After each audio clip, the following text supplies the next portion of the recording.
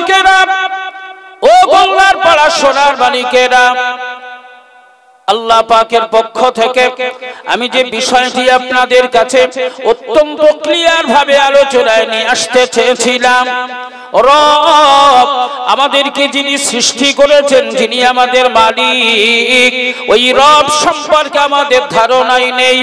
রব হিসাবে তিনি কি দায়িত্ব পালন করেন, রবের পক্ষ থেকে কতটা দায়িত্ব পালন করা হয়, এ জওয়ান যুবকেরা, এই রব হিসাবে দায়িত্ব পালনের মাধ্যম দিয়েই পবিত্র কোরআনুল কারীমের একটি ছোট্ট সূরা আমার আল্লাহ নাযিল করেছেন।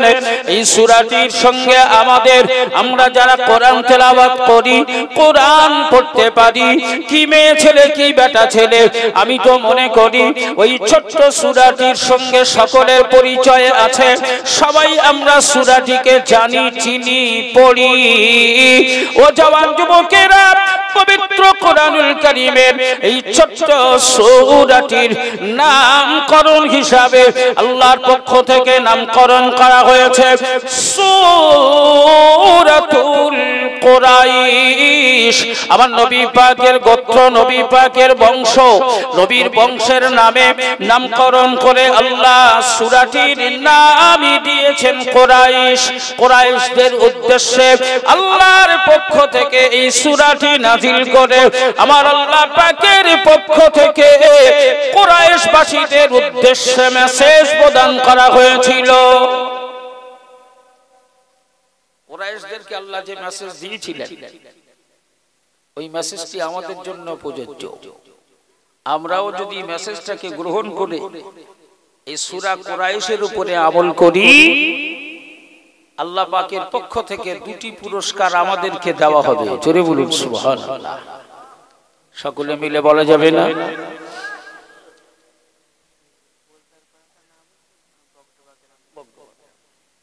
আল্লাহ কবুল করুন বাবা। তবে পরিচয় তো যাইবা হোক, আল্লাহ পাকের পক্ষ থেকে যে পুরস্কার দেওয়া হয়, এই পুরস্কারটি ছোট না বড়? সকলে মিলে বলেন। আল্লাহর পুরস্কার শ্রেষ্ঠ পুরস্কার, আল্লাহর পুরস্কার শ্রেষ্ঠ পুরস্কার। দুনিয়ার অনামী বেনামী ছোট্ট পুরস্কার নেওয়ার জন্য আমরা কি না করি, যে রাত দিন এক করে দিচ্ছি একটা ছোট্ট লেভেল পুরস্কার পাওয়ার জন্য। অথচ আল্লাহর পক্ষ থেকে শ্রেষ্ঠ পুরস্কার দেওয়ার ঘোষণা হয়েছে, সেই পুরস্কার নেওয়ার জন্য আমরা কেউ আগ্রহী নই। আল্লাহ পাক কুরাইশদের উদ্দেশ্যে এই সূরাটি নাযিল করলেন।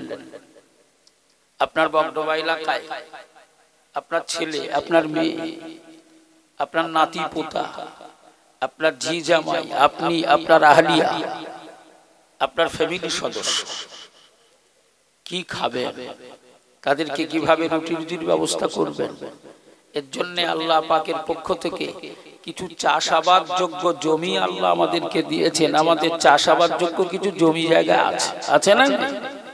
কথা বল, আছে না ভাই? সেই জমির উপর থেকে ফসল ফলিয়ে আমরা ছেলে মেয়েদের জন্য রুটি রুজির ব্যবস্থা করি। কিন্তু মক্কার জমিনে কুরাইশদের জন্য, তাদের ছেলে মেয়েদের রুটি রুজির ব্যবস্থা করার জন্য, খাদ্য সংগ্রহ করার জন্য চাষাবাদ যোগ্য কোনো জমি ছিল না। চাষাবাদ যোগ্য কোনো জমি ছিল না। মরুভূমি এলাকা তো, বালি আর বালি, বালি আর পাথর, এই মরুভূমি এলাকা, চাষাবাদ যোগ্য কোনো জমি ছিল না। তাহলে তাদের উপার্জনের, জীবিকা উপার্জনের মূল, তাদের জীবিকা নির্বাহ হতো ছেলে মেয়েদের জন্য রুটি রুজির সঞ্চয় করতে হতো। বছরে তারা দুটো ব্যবসা করত, দুবার ব্যবসা। কারা কারা দুবার ব্যবসা করত? বুঝতে পারছেন আমার আলোচনা? বুঝতে পারছেন? আরে মক্কার কুরাইশরা আমার নবীর বংশধরেরা। মক্কার কুরাইশরা বছরে দুবার ব্যবসা করতে যেত। একবার যেত শাম দেশে, আর একবার যেত ইয়ামান দেশে। এই দুই দেশে ব্যবসা করতে গিয়েই সারা বছর তাদের সময় পার হতো, আর এই ব্যবসার মুনাফার উপর থেকেই তাদের ছেলে মেয়েদের খাবারের ব্যবস্থা হতো। কিন্তু তারা এই ব্যবসা করার নেপথ্যে যার অবদান, যার নিরাপত্তায় ব্যবসায় বার হতেন, যিনি তাদের জীবনের নিরাপত্তা দিতেন, মাল সামানের নিরাপত্তা দিতেন, তাদের টাকা পয়সার নিরাপত্তা দিতেন, তাদের রাস্তায় শত্রুদের হাত থেকে নিরাপত্তার ব্যবস্থা করতেন, সেই নিরাপত্তা দানকারী মালিকের তারা ইবাদত বন্দেগী করত না, ইবাদত বন্দেগী করত না। এখন শোনা, আমাদের যদি সকাল পর্যন্ত আমি জিজ্ঞাসা করি আমাদের খাওয়ায় কে? আল্লাহ। আমাদের পড়ায় কে? আল্লাহ। আমাদের দেখভাল করে কে? আল্লাহ। আমাদের রুটি রুজি দেয় কে? আল্লাহ। এছাড়া কোনো উত্তর আসবে?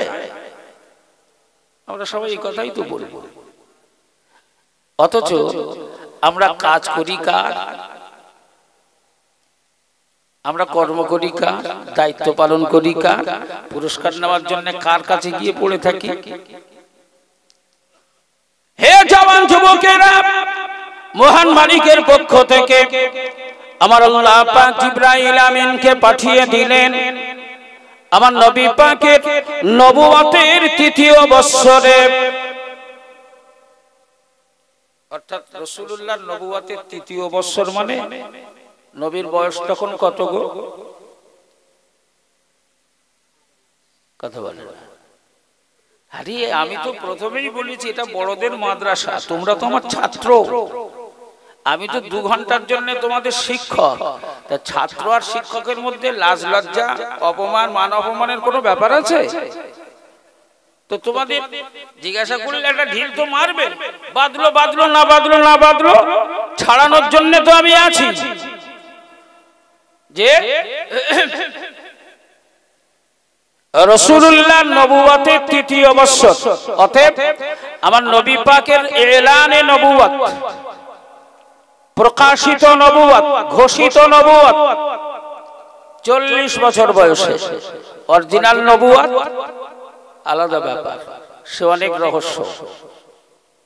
রাসূলুল্লাহ 40 বছর বয়সে যে নবুয়ত দেওয়া হয়েছে এটা হলো এলানে নবুয়ত, প্রকাশিত নবুয়ত।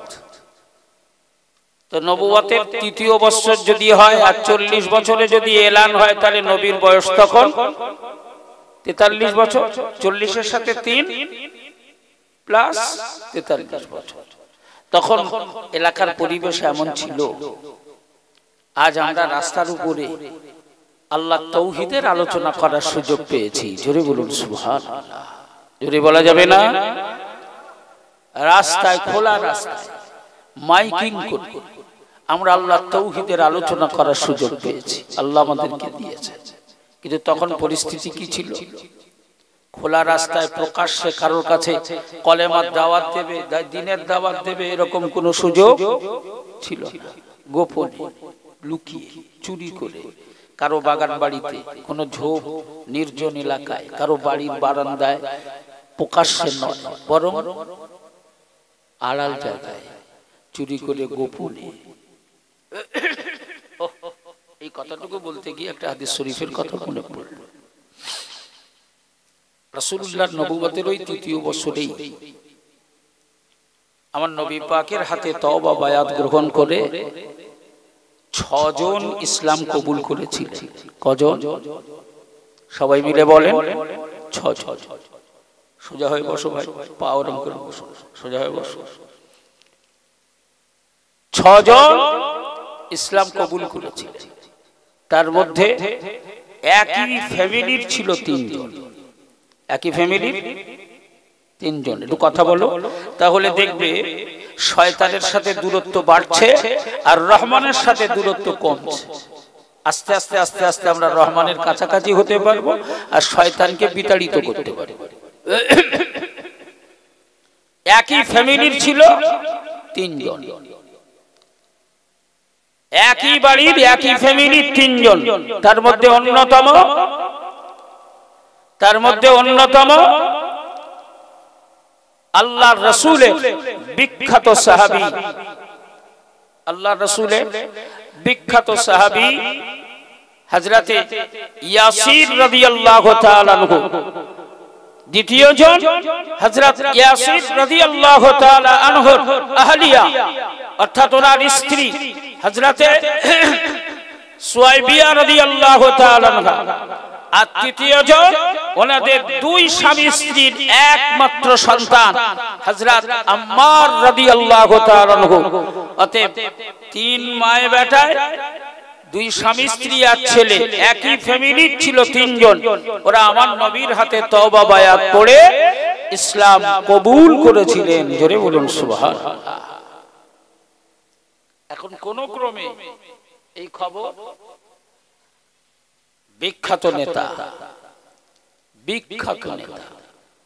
আবু জেহেল, রাসূলুল্লাহ চরম ও পরম শত্রু, সম্পর্কে চাচা, ঠিক কিনা? সম্পর্কে চাচা। আবু জেহেলের কানে, আবু সুফিয়ানের কাছে, উতবা, উতাইবা, সাইবা, মুগীরা, উবাই ইবনে খালফ, আবু লাগাব, এদের কাছে খবরটা পৌঁছে গেল যে ওরা তিনজন একসাথে মুহাম্মাদের কলেমা গ্রহণ করেছে। শুরু হলো অত্যাচার। অপরাধ কি? শুধু রাসূলুল্লাহকে মেনে নেওয়া, নবীকে ভালোবেসে নবীর কলেমা গ্রহণ করা, এটাই ছিল অপরাধ। কারো পাকা ধানে মই দেয়, কারো বাড়িতে ঢুকে তার মেয়ের হাত ধরে টেনে বার করে নিয়ে আসে, কারো গালে দু চার থাপ্পড় মেরে দেয়নি, কারো বাপ মা তুলে গালিগালাজও করেনি।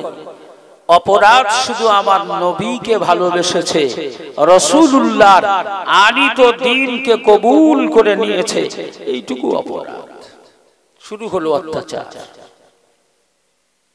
হযরত ইয়াসির রাদিয়াল্লাহু তাআলা আনহুকে অত্যাচারে জর্জরিত করে, অত্যাচার সহ্য করতে না পেরে মারাই গেলেন, শহীদ হয়ে গেলেন। সুয়াইবিয়ারও একই ঘটনা ঘটল। বাকি রইল ছোট্ট ছেলে আম্মার, ছোট্ট বাচ্চা। প্রতিদিন সকালবেলায় ধরে নিয়ে যায়, সারাদিন নির্মম অত্যাচার করে, আর শুধু একটি ভাষা, আম্মার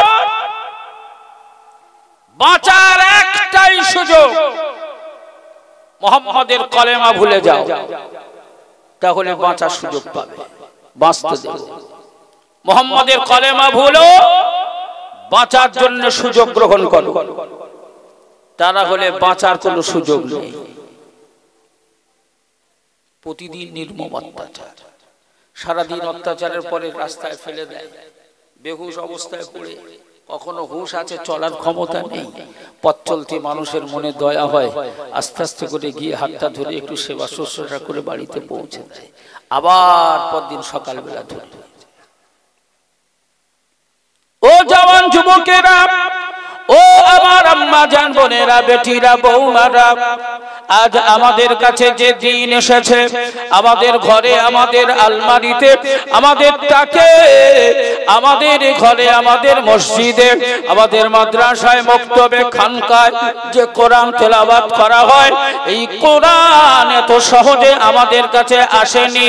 এই কোরআনকে পৌঁছে দেওয়ার জন্য অসংখ্য রক্ত দিতে হয়েছে, অসংখ্য জীবন উৎসর্গ করতে হয়েছে, অসংখ্য নির্মম অত্যাচার সহ্য করতে হয়েছে, তবেই না আজ বগদবা এলাকায় কোরআন পৌঁছেছে, কলেমার বাণী পৌঁছে গেছে। এর জন্য অনেক ত্যাগ স্বীকার করতে হয়েছে। ও জওয়ান যুবকেরা, ছোট্ট ছেলে, ছোট্ট বাচ্চা আম্মা সকাল বেলায় নিয়ে গেছে, নির্মম অত্যাচার শুরু হয়েছে। আম্মার সইতে পারে না, আম্মারের গায়ের চামড়াগুলো আস্তে আস্তে ফেটে, গায়ের গোস্ত টুকরোগুলো পাথরের আঘাতে খান খান হয়ে রাস্তায় পড়তে লেগেছে। আম্মারের শরীরে আঘাতের পর আঘাত, আঘাতের পর আঘাত, এমন একটা পর্যায়ে পৌঁছে গেছে, আম্মার মৃত্যুর সাথে লড়াই শুরু করেছে। আর মনে হয় পৃথিবীতে বাঁচার সুযোগ হবে না, বেঁচে থাকার সুযোগ সে আর পাবে না। ও জওয়ান যুবকেরা, আম্মারের উপরে এই নির্মম পরিহাস, নির্মম অত্যাচারের পরেও আবু জেহেল মুচকি হেসে বলে, ওরে আম্মার বাচ্চা ছেলে, বহু বয়স এখন বাকি আছে, বহু জীবন তোমার পড়ে আছে।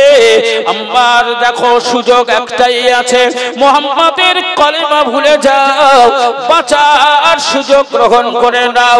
ও আম্মার, এখনো যদি মুহাম্মাদের কলেমা ভুলে যাও তাহলে বাঁচার সুযোগ পাবে, অনেক রঙিন স্বপ্ন পূরণ হবে, রঙিন স্বপ্ন পূরণ করতে সুযোগ পাবে। আম্মার কান্না ভরা নয়নে সেদিন Abu Jahl, Abu Sufyan, Utba, Utaiba, Shaiba, Mughira, Ubai ibn Khalaf, Ubai ibn Salul, এদেরকে লক্ষ্য করে বলেছিল, ও আবু জেহেল, আবু সুফিয়ান, শুনে রেখে দাও, তোমাদের আঘাত এত লম্বা এখনো হয় নাই, তোমাদের আঘাত এত লম্বা হয় নাই যে তোমাদের আঘাত যতটা লম্বা হয়েছে, বড় জোর আমি আম্মার আমার হাত পর্যন্ত পৌঁছাতে পারে। তোমরা ওই হাত দিয়ে আম্মারের হাত দুটিকে অকেজ করে দিতে পারো, হাত দুটিকে তছনছ করে ফেলতে পারো। এই আবু জেহেল, আবু সুফিয়ান, তোমাদের হাত এত লম্বা হয় নাই, বড় জোর তোমাদের হাত যতটা লম্বা আছে, ওই হাত আমি আম্মার আমার পা পর্যন্ত পৌঁছাতে পারে, পা দুটিকে ভেঙে চুরমার করে দিতে পারো। তোমাদের লম্বা হাত আমি আম্মারের সিনা পর্যন্ত পৌঁছাতে পারে। জগদ্দল পাথর নিয়ে আম্মারের বুকে তোমরা চাপিয়ে দিতে পারো, কিন্তু তোমাদের হাত এত লম্বা হয় না। আমি আম্মার আমার প্রিয় হাবিব আল্লাহর আখিরি পয়গম্বরকে ভালোবেসে, আমার নবীর মুহাব্বত আর ভালোবাসাকে আমি আম্মারের হৃদয়ে যেখানে জায়গা করে দিয়েছি, ওই জায়গা পর্যন্ত পৌঁছাতে পারবে না। আমি আম্মারের হৃদয় থেকে আমার প্রিয় রাসূলের ভালোবাসা তোমরা কখনো কেড়ে নিতে পারবে না। ও আবু জেহেল, আবু সুফিয়ান, শুনে রেখে দাও, আজ আম্মার তোমাদের চোখের সামনে ঘোষণা দিচ্ছে, আম্মার আমার রাসূলুল্লাহকে ভালোবেসে জীবন উৎসর্গ করতে পারে, কিন্তু আমার নবীর ভালোবাসা আম্মার কখনো ভুলবে না।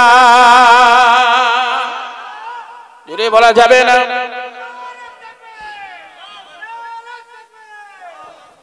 ও জওয়ান যুবকেরা, ছোট ছেলে আম্মারের কণ্ঠ থেকে যখন এই ভাষা, আবু জেহেলের মাথা হেঁট হয়ে গেল, আবু সুফিয়ান মাথা নিচু করে ফেলল, উতবা, উতাইবারা যেন মাটিতে মিশিয়ে গেল, তাদের চরম রাগ হয়ে গেল, মাথাটা গরম হয়ে গেল।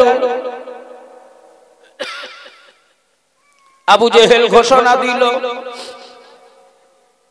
এই আম্মার, এত সাহস বুকে তোমার, এই আম্মার, এত সাহস বুকে তোমার, আর তো সহ্য করা যায় না।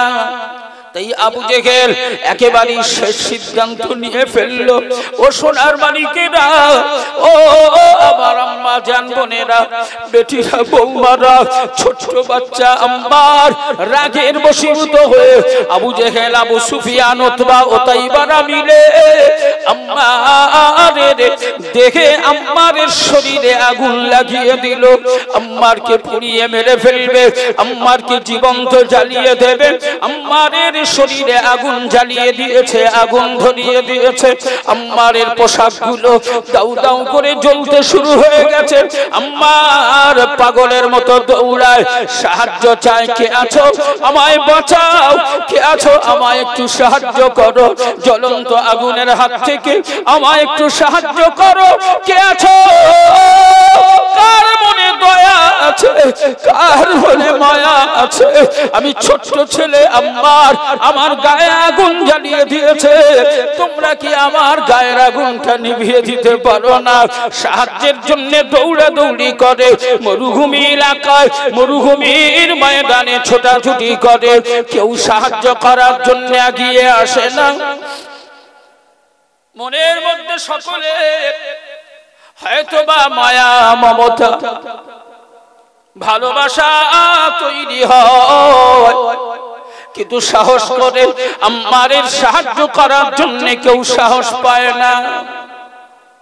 কারণ তারা জানে আম্মারের গায়ে জ্বলন্ত আগুন যদি নিভিয়ে দেওয়ার জন্য আমরা সাহায্য করি, তাহলে আম্মারের মতো পরিণতি আমাদেরকেও করা হবে, আম্মারের মতো আচার আচরণ ব্যবহারও আমাদের সাথে করা হবে, আমাদের গায়েও আগুন জ্বালিয়ে দেওয়া হবে। তাই ভয়ে কেউ সাহস করে আসে না। আম্মারের শরীরের আগুন দাউ দাউ করে জ্বলে।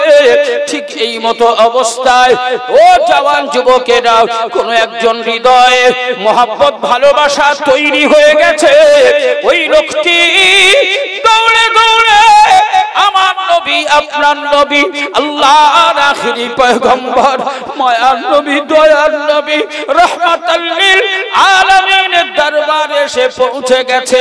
আল্লাহর নবীকে লক্ষ্য করে বললেন, ইয়া রাসূলুল্লাহ, ইয়া হাবিবাল্লাহ, আপনার প্রিয় সাহাবী আম্মারের গায়ে আবু জেহেল আগুন লাগিয়ে দিয়েছে, আবু সুফিয়ান আগুন জ্বালিয়ে দিয়েছে। আম্মার আত্মনাদ করে সাহায্য চায়, কেউ সাহায্য করার জন্য এগিয়ে যায় না। আল্লাহর নবীর কাছে যখন এই খবর পৌঁছে দেওয়া হলো, হাদিস সাক্ষী মায়ার নবী, দয়ার নবী, রাহমাতাল লিল আলামিন, উম্মতের পাগল নবী এক বিন্দু বিসর্গ পরিমাণ দেরি করলেন না। তৎক্ষণাৎ আমার নবী বেরিয়ে পড়লেন, আল্লাহর রাসূল দৌড়াতে লাগলেন। আমার নবী দৌড়ে দৌড়ে জ্বলন্ত আম্মারের কাছে পৌঁছে গেলেন। আল্লাহর নবী আম্মারের গায়ে যেখানে আগুন জ্বলছে, ওই জায়গায় নবী আমার পৌঁছে গেলেন। হাদিস সাক্ষী আল্লাহর নবী পৌঁছে যাওয়ার সাথে সাথেই শাহাদাত আঙ্গুলটাকে এমনি করে খাড়া করে আমার নবী শাহাদাত আঙ্গুলটাকে উঠিয়ে আম্মারের গায়ে দাউ দাউ করে জ্বলা ওই আগুনটাকে আমার রাসূলুল্লাহ ধমক দিয়েছিলেন। আল্লাহর রাসূল বলেছিলেন, ইয়া নারু কুনি বারদাও ওয়া সালামান আনতা জাদ্দে ইব্রাহিম। আল্লাহর নবী বলেছিলেন, এই আগুন সাবধান, সতর্ক হয়ে যা।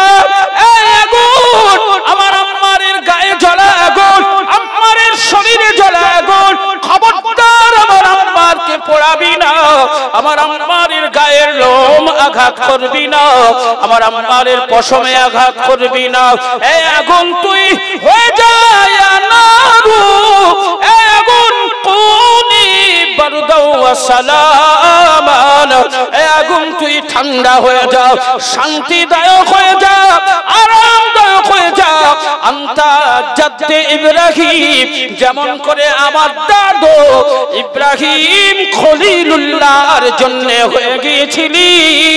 আল্লাহ রাসূলের এই নির্দেশনা দেওয়ার সাথে সাথে আম্মারের গায়ে জ্বলন্ত আগুন দাউ দাউ করে জ্বলা আগুন, আল্লাহর রাসূলের নির্দেশে আম্মারের গায়ের আগুন ঠান্ডা পানি হয়ে গেল।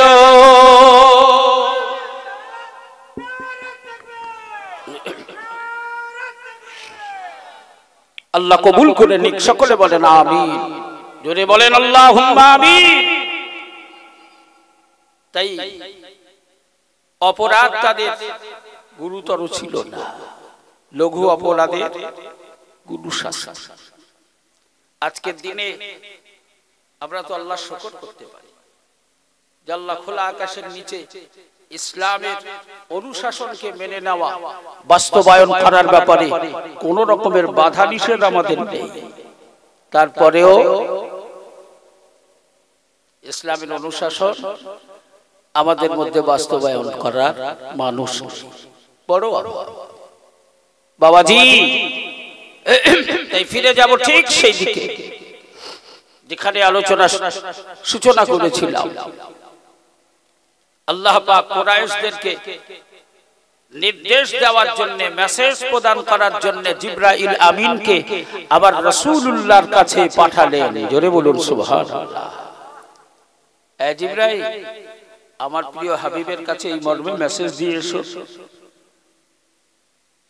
আমার রাসূলকে বলো, মক্কার কুরাইশরা তোমাদেরকে যিনি নিরাপত্তা দান করেন, তোমাদের অর্থের যিনি নিরাপত্তা দেন, তোমাদের জীবনের যিনি নিরাপত্তা দেন, তোমাদের উপার্জন করার উপরে যিনি বরকত দান করেন, রাস্তায় যাওয়া এবং আসার পথে যিনি শত্রুদের হাত থেকে হেফাজত করেন, তোমরা সেই মালিকের ইবাদত করো,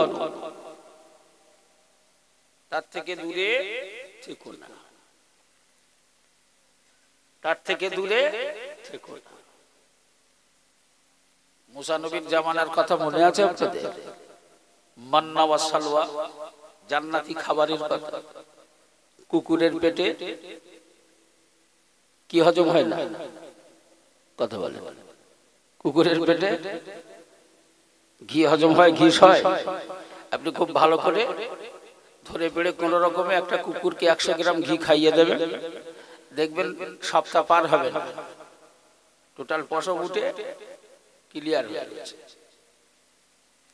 তো মান্না ওয়া সালওয়া, জান্নাতি খাবার, শুধু মুসার আনুগত্য করবে, মুসাকে নবী হিসাবে মেনে নিয়ে মুসার অনুরাগী অনুগামী হয়ে থাকবে, চলবে বলে আল্লাহ জান্নাত থেকে পার হেড মাথা পিছু 100 থাকলে 100, 200 থাকলে 200, 500 থাকলে 500, 1000 থাকলে 1000, 5000, 10000 থাকলে 10000 বাই প্যাকেট মাথা পিছু পার হেড অনুযায়ী জান্নাতি খাবার প্যাকেট করে প্রতিনিয়ত খাবারের জন্য আল্লাহর পক্ষ থেকে পাঠিয়ে দেওয়া হতো। জোরে বলুন সুবহানাল্লাহ।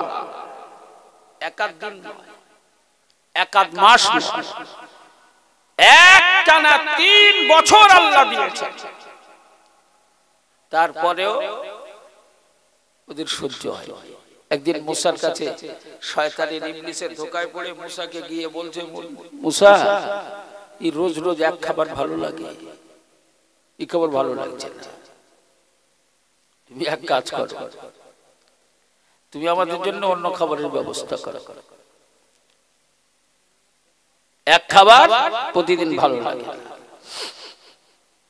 হে জওয়ান যুবকেরা, মহান মালিকের পক্ষ থেকে আপনার কাছে, আমাদের কাছে, গোটা পৃথিবীর সমূহ সমাজের কাছে আল্লাহর পক্ষ থেকে মেসেজ দেওয়া হয়েছে, ও আমার বান্দা বান্দীরা, তোমরা যদি আমার আনুগত্য স্বীকার করো, আমার আমাকে মালিক হিসাবে মেনে নাও, রব হিসাবে মেনে নাও, আমি এমন একজন মালিক, এমন একজন রব, তুমি যদি আমার আনুগত্য স্বীকার করো, রাতের অন্ধকারে দিনের আলোতে তোমার জীবনের নিরাপত্তা, তোমার সমাজের নিরাপত্তা, তোমার সংসারের নিরাপত্তা, তোমার ব্যবসার নিরাপত্তা, তোমার ছেলে মেয়ে আল আওলাদের নিরাপত্তা, এ আমার বান্দা বান্দীরা, তোমরা যদি আমায় রব হিসাবে গ্রহণ করো, মালিক হিসাবে আমার আনুগত্য স্বীকার করো, আমি আল্লাহ পাক তোমাদের জন্য আমার পক্ষ থেকে ঘোষণা দিলাম,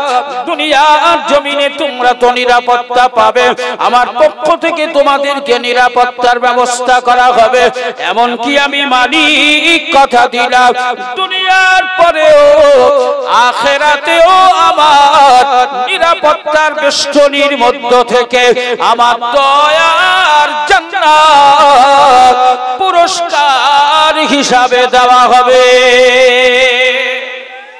বলা যাবে না, আর একটু জোরে হবে না? ও জওয়ান যুবকেরা, ও সোনার মালিকেরা, তাই যারা দায়িত্ব নিয়ে, নিরাপত্তার দায়িত্ব নিয়ে মহান মালিকের আনুগত্য স্বীকার করেছিলেন, আমার আল্লাহ পাক তাদেরকে তো মডেল বানিয়ে দিয়েছেন, তাদেরকে তো আমাদের জন্য ইতিহাস বানিয়ে দিয়েছেন।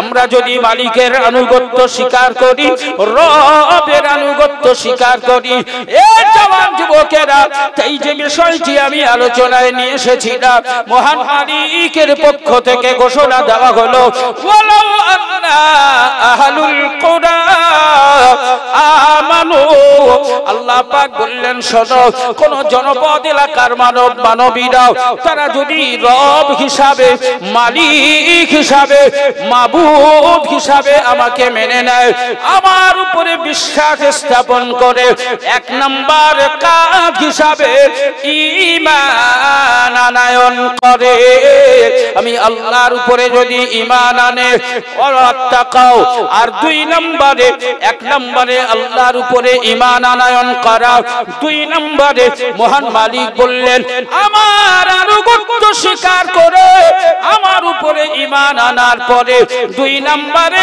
সে যদি তার অন্তরে আমি আল্লাহর ভয় পোষণ করে, আমি রব হিসাবে আমাকে ভয় করে, আমি মালিক কথা দিলাম জীবনে যদি এই দুটো কাজ করতে পারে, তাহলে আমি রব কথা দিলাম আমার পক্ষ থেকে তাকেও দুটি পুরস্কার প্রদান করে আমি আল্লাহ আমার পক্ষ থেকে দুটি কাজ করে দেওয়া হবে।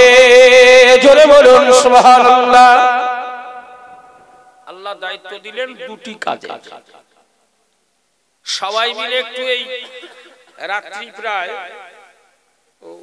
12টা পড়ে, 12টা যে বেজেছে আমি বিশ্বাস করি না, রাতের সাথে সাথে আমাদেরও 12টা বেজেছে, এটা আমি বিশ্বাস করি না। আপনারা কি করেন?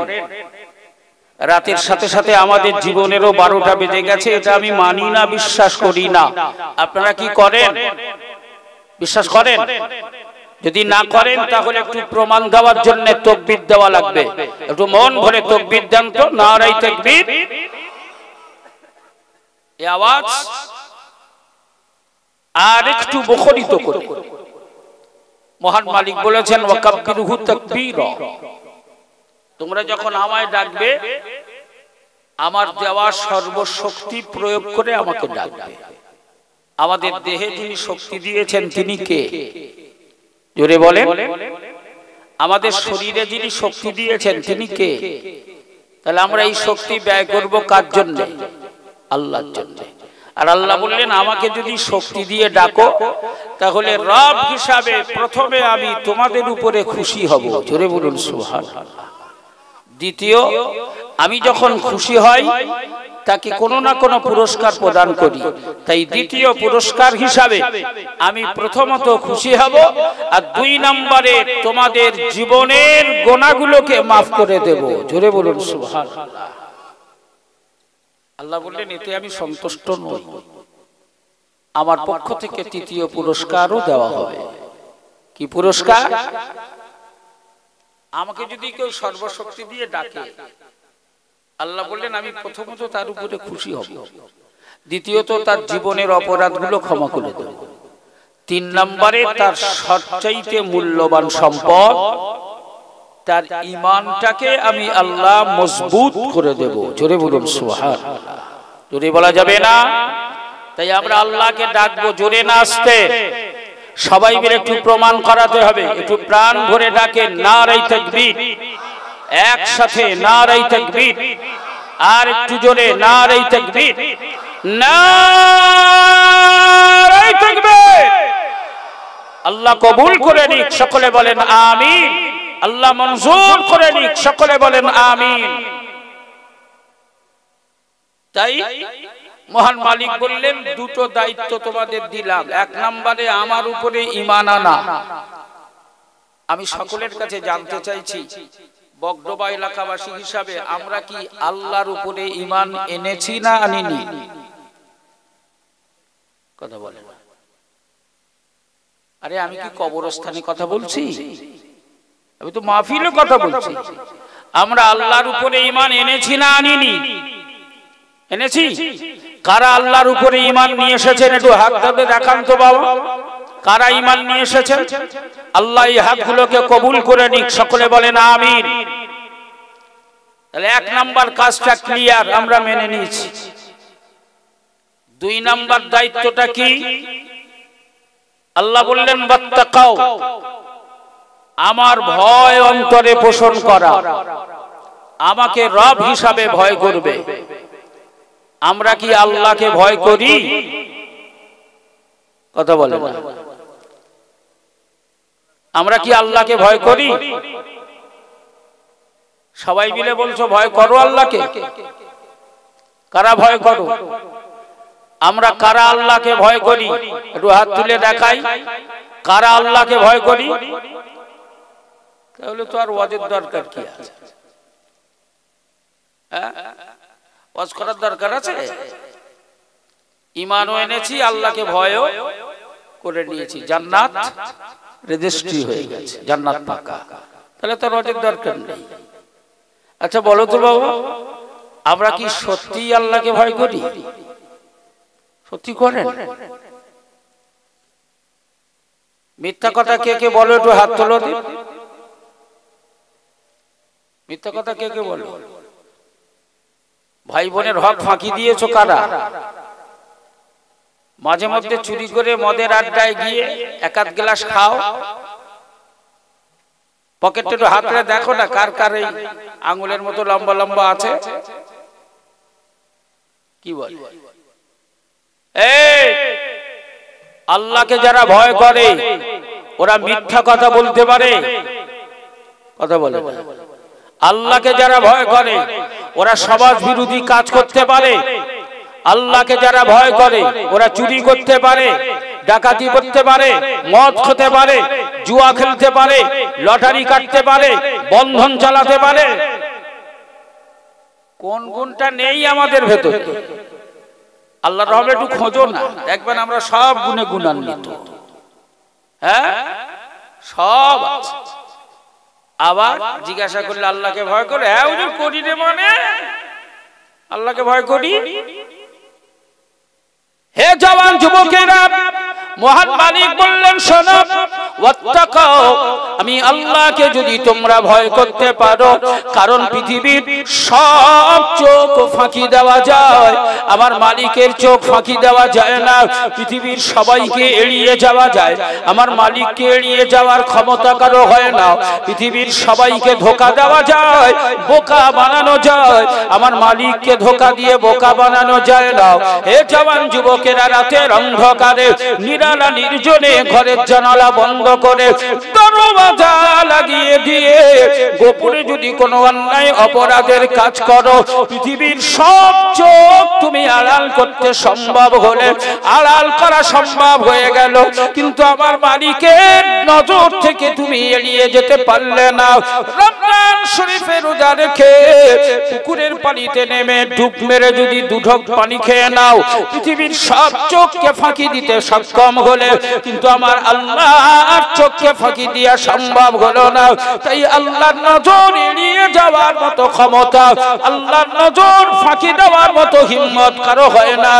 ও জওয়ান যুবকেরা, ও সোনার মালিকেরা, তাই আল্লাহর নজর এড়ানো যায় না।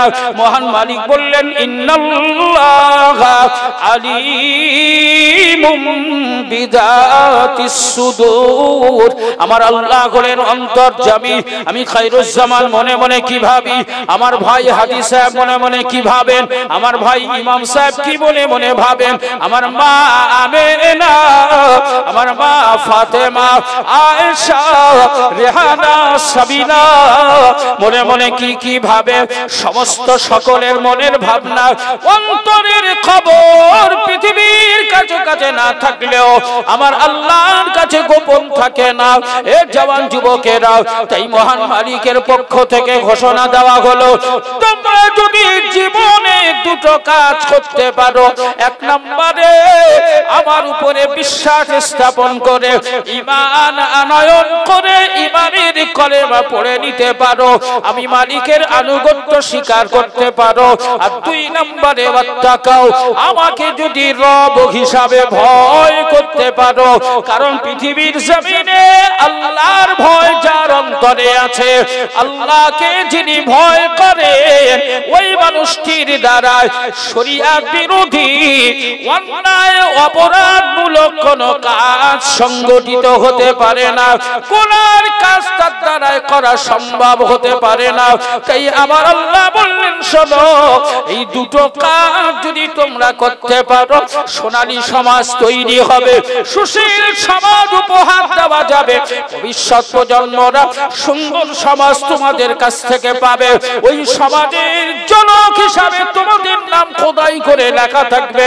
আর তোমরা যদি ভবিষ্যৎ প্রজন্মকে সুন্দর সমাজ উপহার দিতে পারো, সুন্দর সোনালী সমাজ গঠিত করে উপহার দিতে পারো, আমি আল্লাহ পাক মালিক হিসাবে কথা দিলাম, তোমাদেরকে দুটি পুরস্কার তো দেওয়া হবে, সাথে সাথে এক্সট্রা আর ফাও হিসাবে আমার দয়ার জান্নাত তোমরা পাবে। জোরে বলা যাবে না? আর একটু জোরে হয় না? জওয়ান যুবকেরা, এই দুটি দায়িত্ব পালন করলে মহান মালিক বললেন, লাফাতাহনা আলাইহিম বারাকাত, আমি আল্লাহ পাক আমার পক্ষ থেকে দুটি কাজ তাদের জন্য করে দেওয়া হবে। যারা আমাকে ভয় করবে, যারা আমার উপরে ঈমান আনয়ন করবে, সে মেয়ে ছেলেই হোক আর বেটা ছেলেই হোক, নারী হোক আর পুরুষই হোক, হিজড়া হোক আর খুনসাই হোক, আমি আল্লাহর পক্ষ থেকে লাফাতাহনা, আমার পক্ষ থেকে খুলে দেওয়া হবে, উন্মুক্ত করে দেওয়া হবে, প্রসারিত করে দেওয়া হবে, উন্মুক্ত করে দেওয়া হবে, আলাইহিম বারাকাত, তার উপরে বরকতের দরওয়াজা খুলে দেওয়া হবে। আমি আল্লাহ পাক বরকতের দরওয়াজা খুলে দেব। আমি আল্লাহ কথা দিলাম, মিনাস সামাই ওয়াল আরদি, এ আমার বান্দা বান্দিরা, ওর ছেলে মেয়ে বিবি বাচ্চা ভাই বোন বাপ মা আত্মীয় স্বজনকে নিয়ে পৃথিবীর জমিনে বসবাস করার কোনো অসুবিধা হবে না। ওর সংসারে নিরাপত্তার ব্যবস্থা করা হবে, ওর ছেলে মেয়েদের দুধে ভাতে খাওয়ানোর ব্যবস্থা করা হবে, ওর কর্মজীবিকায় বরকত দেওয়া হবে, ওর কর্মস্থলে উন্নয়নের রাস্তা তৈরি করে দেওয়া হবে, ওর জীবনের সম্মান প্রদর্শন করা হবে, মাথা উঁচু করে সমাজের বুকে বাঁচার সুযোগ পাবে। ওর জন্য আমার পৃথিবীর জমিনে সম্মানের জায়গা দান করা হবে। আমি আল্লাহ পাক কথা দিলাম, ওর জন্য বরকতের দরওয়াজা খুলে দেওয়া হবে। আসমানের তরফ থেকে, আসমান থেকে বরকতের দরওয়াজা খুলে দেওয়া হবে, জমিন থেকে বরকতের দরওয়াজা খুলে দেওয়া হবে। ওই বান্দা বান্দীদের উপরে আসমান থেকে জমিন থেকে রহমত বরকত নসিব করা হবে। জোরে বলা যাবে না? তাহলে আমরা জীবনে এই দুটো কাজ করতে পারবো ইনশাআল্লাহ।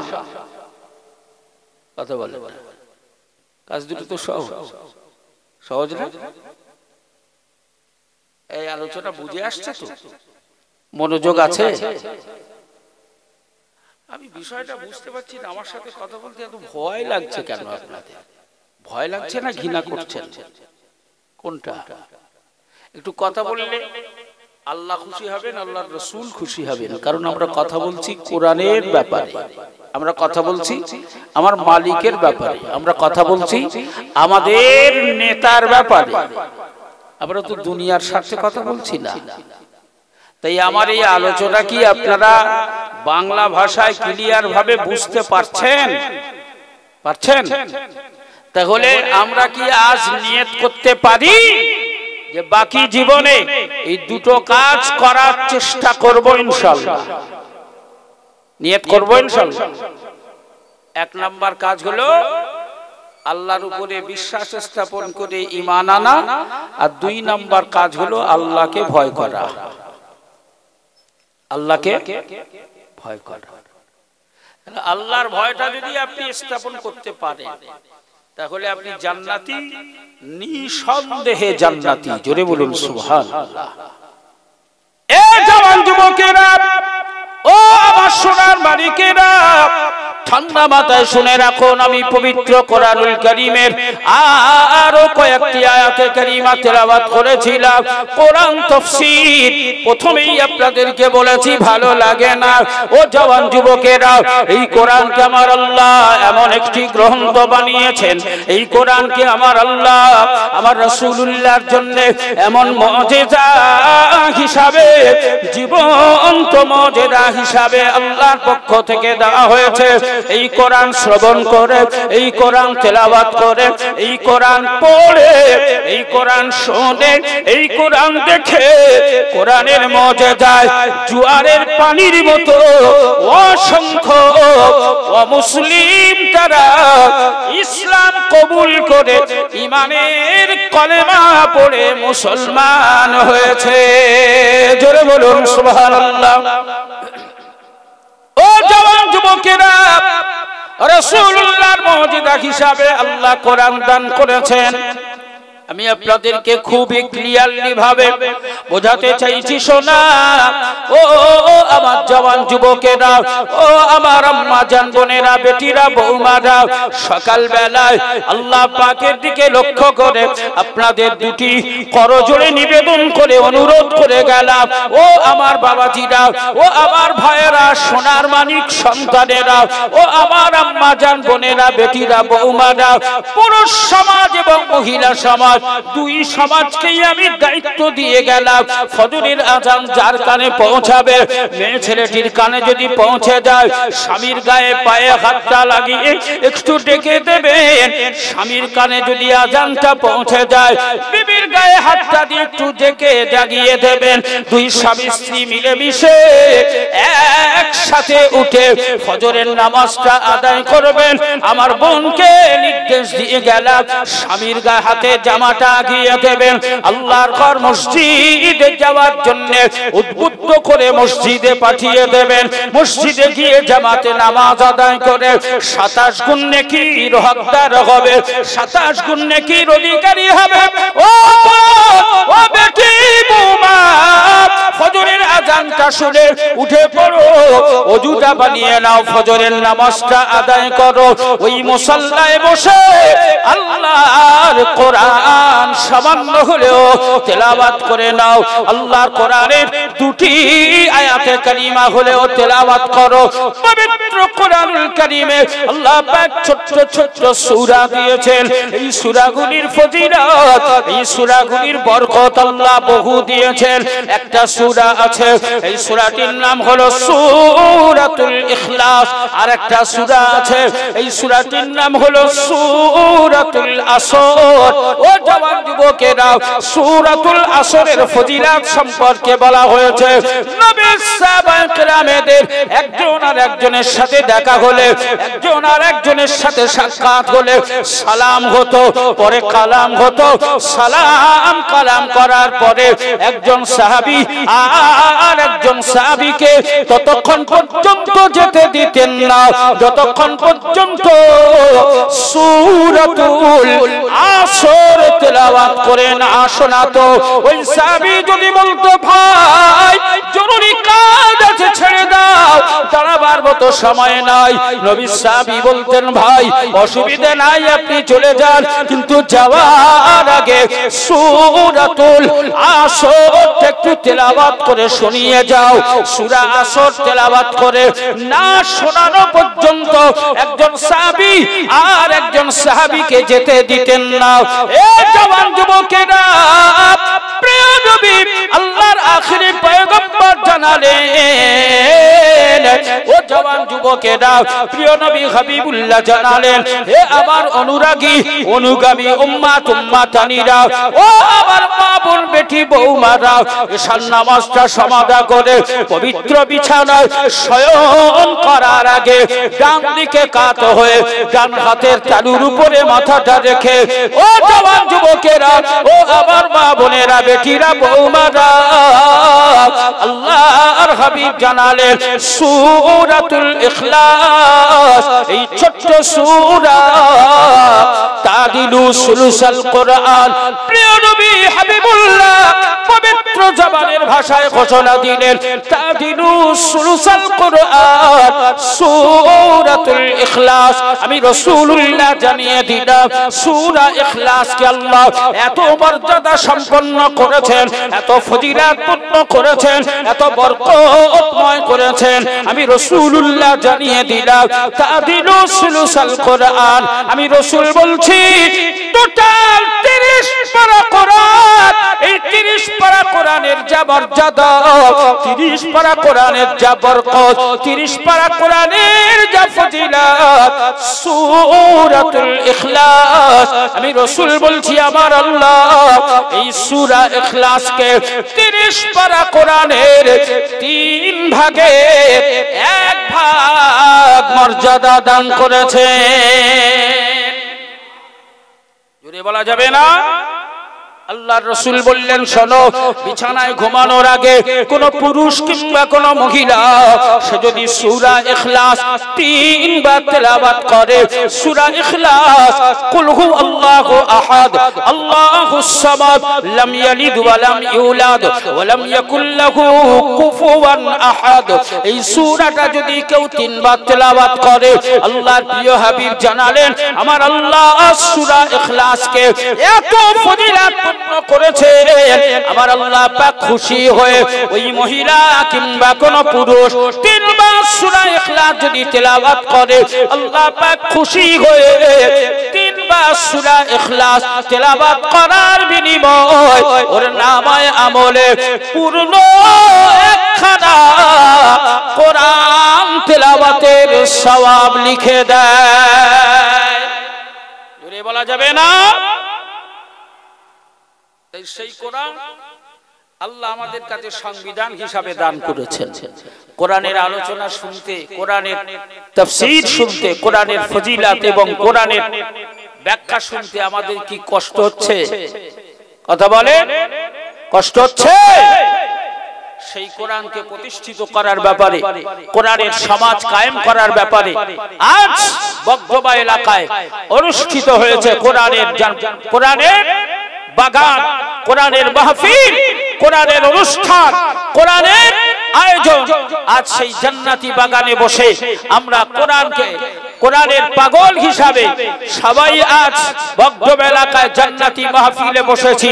আমার জিজ্ঞাসা, আমার মুরব্বী বাবাজি, সমবয়স্ক হৃদয়ের বন্ধু এবং আমার সন্তানদের কাছে আমার জিজ্ঞাসা, এই কোরআনের আলোচনা আবার আগামীতে আমাদের ছেলেদের মাধ্যম দিয়ে অ্যারেঞ্জ করে আমরা আবার এরকম জান্নাতের বাগান তৈরি করব না করব না? সবাই মিলে বলেন, পক্ষে যারা আছেন কোরআনের বাগান তৈরি করার পক্ষে একটু হাত তুলে দেখাবেন। কারা কোরআনের বাগান তৈরি করতে চান, কোরআনের মাহফিল বানাতে চান? আল্লাহ আমাদেরকে কবুল করে নিক। সকলে বলেন আমিন। ও জওয়ান যুবকেরা, ঠান্ডা মাথায় শুনুন, কোরআনের ফজিলত বরকত আল্লাহ এত বেশি দিয়েছে। মায়ের পেটে জন্ম নেওয়া সন্তান, একই মায়ের পেটে 2 ভাই, একজনকে ইংলিশ মিডিয়ামে আর একজনের বুদ্ধিটা বড় মোটা, অত্যন্ত চঞ্চল। বাপ মায়ের জ্বালিয়ে চাল ভাজা করে, তাই বাপ মা রাগ ভরে ওই বাচ্চাটাকে শাসন করার সিদ্ধান্ত নিয়েও ফেলুয়ার। পরিশেষে সিদ্ধান্ত নিয়েছে, বিবি বলছে স্বামী একটা কাজ করো, এই যা বদমায়েশ হয়েছে আমাদের দ্বারা সম্ভব নয়, তাই একে ধরে নিয়ে নবীর মাদ্রাসায় ভর্তি করে দাও, মাদ্রাসায় পৌঁছে দাও। যদি অবাধ্য সন্তান বাধ্যতা মেনে নেয়, অতএব আমরা এটা বিশ্বাস করি অবাধ্য সন্তান যদি কেউ হয়, নবীর আদর্শের মধ্যে যদি তাকে ক্লাস করানো যায়, তাহলে সে রাসূলুল্লাহ আদর্শের আনুগত্য স্বীকার করে বাপ মায়ের বাধ্য হয়ে যায়। জোরে বলুন সুবহানাল্লাহ। এই জওয়ান যুবকেরা, আপনাদের কাছে আমার জিজ্ঞাসা, বলো তো সোনা, মাসে 2000, 2500, 3000 টাকা ব্যয় করে টিউশনি ফি দিয়ে, মিশনের পয়সা মাইনে দিয়ে একটা বাচ্চাকে ইংলিশ মিডিয়ামে পড়ালাম, ওই বাচ্চাটা ইংলিশে অনর্গল কথা বলতে পারে, ইংলিশে অনর্গল আলোচনা করতে পারে, ওই বাচ্চাটা সমাজে প্রতিষ্ঠিত। আর একটা বাচ্চাকে মাদ্রাসায় দিয়েছেন, আল্লাহর কোরআন তেলাওয়াত করে, ও মিয়া, ও মিয়া ভাই হাজি সাহেব, ও নামাজি পরেশগার মুসল্লি, ও ডাক্তার সাহেব, মাস্টার সাহেব, ও ইঞ্জিনিয়ার সাহেব, ও ব্যবসায়ী, ও কৃষিজীবী, চাকরিজীবী, বলো তো সোনা, আল্লাহর ডাক এসে গেছে, 3.5 হাত মাটির ঘর জ্ঞাপন করে নিয়েছেন। এ জওয়ান যুবকেরা, ওই মাটির ঘরওয়ালার কাছে তারই পয়সা খরচ করা, ইংলিশ মিডিয়ামে বড় হয়ে ওঠা অনর্গল ইংলিশ বলা ছেলেটা বাপের কবরের ধারে দাঁড়িয়ে যদি মাইকেল মধুসূদন দত্তর রচনা করা, বিশ্বকবি রবীন্দ্রনাথ ঠাকুরের রচনা করা, কবি জসিমউদ্দিনের রচনা করা ইংলিশ কবিতা পড়ে পড়ে শোনায়, ও জওয়ান যুবকেরা, ওই বাপের কবরে ইংলিশ কবিতা পড়ে, ইংলিশ কবিতা শুনিয়ে ওর বাপের কবরের আযাব বন্ধ করা যাবে বলে মনে হয়। এ জওয়ান যুবকেরা, আল্লাহর আখিরি নবী জানালেন, বাপ কবরে, মা জননী কবরে, ও সোনার মানিকেরা, মা জননীর কথা মার বেমালুম ভুলে গেছো সোনা। মায়ের সম্মান, মায়ের মর্যাদা, মায়ের জায়গাতে আমার আল্লাহ সবার উপরে দিয়েছেন, মায়ের সম্মান আল্লাহ সবার উপরে প্রদান করেছেন। ও সোনার মানিক জওয়ান যুবকেরা, মায়ের কথা বেমালুম ভুলে গেলে, মা জননী কবরে আছে, তুমি বেটা ভুলে গেছো, তুমি বাচ্চা, আজ তোমার মনে পড়ে না। আজ থেকে 2 বছর পিছনের কথা মনে করো। 2 বছর পূর্বে যখন তোমার আম্মা জান হায়াতে মেতেছিল, তুমি বেটা কর্মব্যস্ততার মধ্যে কখনো রাত 10টায় বাড়ি ফিরতে, কখনো রাত 11টায় বাড়ি ফিরতে, কখনো বাড়ি আসতে তোমার রাত 12টা বেজে যেত, কখনো রাত্রি বা 1টা হয়ে যেত, কখনো বা 8টা অতিক্রম করে ফেলতো। রাত্রি 1টায় বাড়ি ঢুকে, রাত্রি 2টায় বাড়ি ঢুকে তুমি লক্ষ্য করে দেখতে তোমার জীবন সঙ্গিনী, তোমার অর্ধাঙ্গিনী, তোমার বিবি সাহেবা ঘরের দরওয়াজা দিয়ে ঘুমাচ্ছে, তোমার ছেলে মেয়েরা গভীর ঘুমে আক্রান্ত হয়ে আছে। ও জওয়ান যুবক, তুমি কি ভুলে গেছো রাত্রি 1টায় বাড়ি ফিরলেও তোমার গর্ভধারিণী জনম দুঃখিনী মায়ের চোখে ঘুম ছিল না। মা জননী যেন তোমার অপেক্ষায় পৌঁছে বসে থাকতো। বাড়ি ঢোকার সাথে সাথে বিবির আওয়াজ পাওয়া যেত না, বাচ্চাদের আওয়াজ শোনা যেত না। মা জননী আওয়াজ দিয়ে বলতো, খোকা বাড়ি এসেছিস বাবা, ও খোকা বাড়ি এসেছিস বাবা, এত রাত কেন হলো, কোথাও কি বিপদে পড়েছিলি, কোথাও কি আটকে গিয়েছিলি? এ যুবক, সেই মায়ের কথা আজ বেমালুম ভুলে গেছো, মায়ের কথা মনে পড়ে না। ও সোনার বাড়ির জওয়ান যুবকেরা, ও আমার আম্মা জান বোনেরা, বেটিরা, বৌমারা, সেই মা জননী আজ কবরের জমিনে পড়ে আছে। মায়ের জন্য তো কিছুই করতে পারলে না, বাপের জন্য তো কিছুই করা সম্ভব হলো না। এই বন্ধুবাস সোনার বাড়িকেরা, সেই মায়ের কবরে জান্নাতি সুখের ব্যবস্থা করে, বাপের কবরে জান্নাতি সুখের ইন্তজাম করে আজ তুমি যোগ্য সন্তান হতে পারলে না, মায়ের জন্য চোখের পানি ঝরাতে পারলে না, বাপের জন্য দুহাত পেতে আল্লাহর কাছে একটু কাঁদতে পারলে না। ও জওয়ান যুবক, বাপের দিনে মায়ের জন্য দুহাত লম্বা করে দেখাতে পারলে না।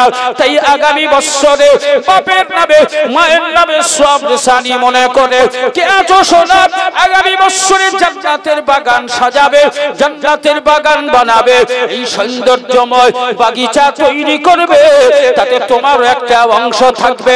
আমি আমার মা বোন বেটি বৌমাদের উপরে এক্সট্রা দায়িত্ব প্রদান করলাম। ও মা মহিলারা, তোমাদেরকেও তো আল্লাহর জান্নাতের পথে অগ্রসর হতে হবে, তোমাদেরকেও তো আল্লাহর জান্নাত কামিয়ে নিতে হবে।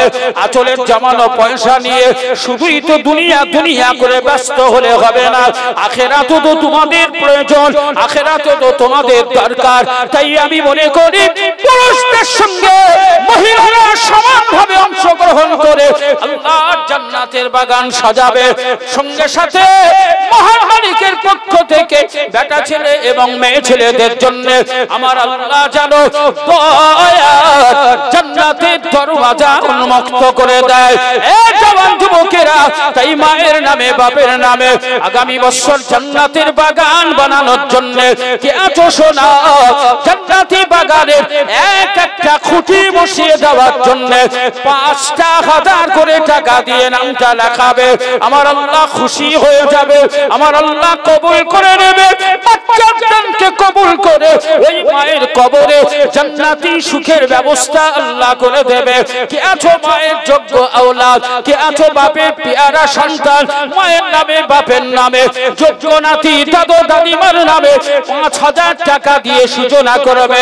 আমি গুনাহগার খায়রুজ্জামান দোয়া চাইব আল্লাহ পাক এই দানের ওসিলায় তার ঘরেও যেন জান্নাতি সুখ নসিব করে দেয়। কে যোগ্য সন্তান যোগ্য নাতি আছো, কে আছো আমার মা বোন বেটি বৌমারা, ১ বছর হাতে সময় ৫,০০০ টাকা দিয়ে সূচনা করবে। পারবে একজন? আগামী বছর জান্নাতের বাগান বানানোর জন্য, আগামী বছর এই জলসা প্রতিষ্ঠিত করার জন্য ৫,০০০ টাকা উপার্জন করা টাকা থেকে বরাদ্দ করবে।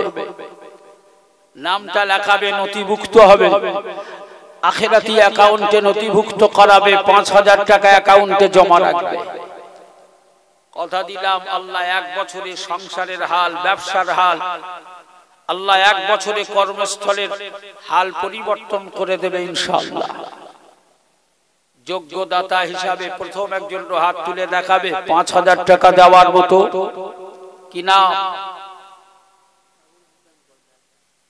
আবুল হাসান গোলদার, আমার যুবক, ৫,০০০ টাকা। সবাই খুশি না বেজা? সবাই খুশি না বেজা? তাকবীর দাও, নারে তাকবীর, জোরে বলো না নারে তাকবীর, নারে তাকবীর। আমার সোনার মানিক আবুল হাসান গোলদার, জোরে বলেন জিন্দাবাদ। ৫,০০০ টাকা, জোরে বলো না মারহাবা, জোরে বলো না মারহাবা, নারে তাকবীর। আর একজন যোগ্য জুরি হিসাবে হাত তুলে দেখাতে পারবে ২ নম্বরে ৫,০০০ টাকা দেবে। কোন ব্যবসায়ী, কোন চাকরিজীবী, কোন ডাক্তার, কোন মাস্টার, কোন বাড়ি মালিক, কোন গাড়ি মালিক, কোন কৃষিজীবী পারবে। আর একজন ৫,০০০ টাকা দিয়ে একসাথে দুজনের জন্য খাস দোয়া হবে। আবুল হাসানের সঙ্গী হিসাবে দুজনের একসাথে দোয়া হবে। কে আছো ২ নম্বরে ৫,০০০ টাকা দেবে? মায়ের পেয়ারা সন্তান, বাপের জমানো অর্থ সম্পদ নিয়ে আজ ব্যবহার করছো, সেই বাপের নামে ৫,০০০ টাকা আল্লাহর আখিরাতি অ্যাকাউন্টে জমা রাখবে। পারবে ২ নম্বর দাতা? আর একটা হাত কি দেখা যাবে? যোগ্য সন্তানের হাত। পারবে বাবা? আবুল হাসান কি একাই আছে যে বাপ মা দাদু দাদিমাকে ভালোবাসে? ২ নম্বরে আর একজন দাতা নেই? আমি জান ভরে আজ তাদের দুজনের জন্য খাস দোয়া। জীবদ্দশায় আমার আল্লাহ যেন এই ৫,০০০-এর বিনিময় আমার রাসূলুল্লাহর রওজা মোবারকে যাওয়ার সুযোগ করে দেয়। জোরে বলেন আমিন, জোরে বলেন আমিন। আমার নবী পাকের দেশে যাওয়ার সুযোগ আল্লাহ যেন তার নসিব করে দেয়। ২ নম্বরে ৫,০০০ টাকা দেবে। কে পারবে? কে আছো? একটু হাত তুলে দেখাবে বাবা।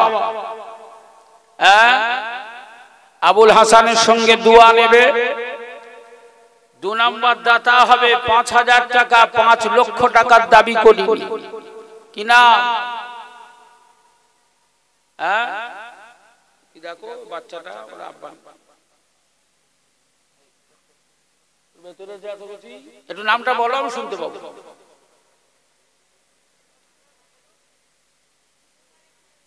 মোবারক মোল্লা। একটু তাকবীর দাও, নারায়ে তাকবীর। এই এটাই হলো আদর্শ।